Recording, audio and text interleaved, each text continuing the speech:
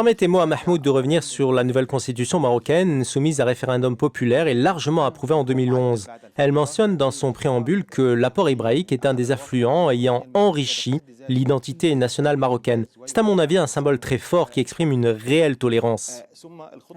Cette tolérance dont nous avons besoin en toute époque. Oui, tout à fait. En fait, le judaïsme, la culture et l'histoire juive ont été introduits dans le cursus éducatif marocain, chose qui influera sur les nouvelles générations au Maroc. Ça va permettre de refaçonner les esprits et de restaurer le concept de tolérance. Donc, à mon avis, cela éradiquera les idéologies qui alimentent les mouvements terroristes partout dans le monde. Dans la même veine, Saïd a évoqué un point très important, selon lequel le modèle marocain est un exemple unique, un modèle de tolérance entre les différentes religions. Permettez-moi de parler des idéologies qui ont conduit à l'émergence de Daesh.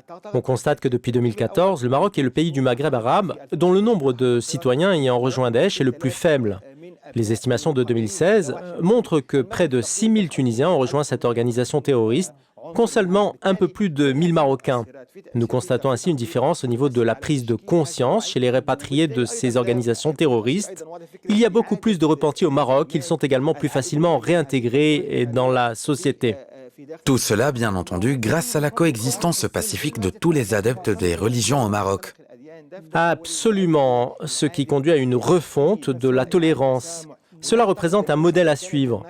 En effet, si les religions créent les peuples, alors je vois que le Maroc reformule le concept de tolérance entre les religions qui rassemblent les gens, chose dont tous les pays du monde auront besoin pour éradiquer le terrorisme.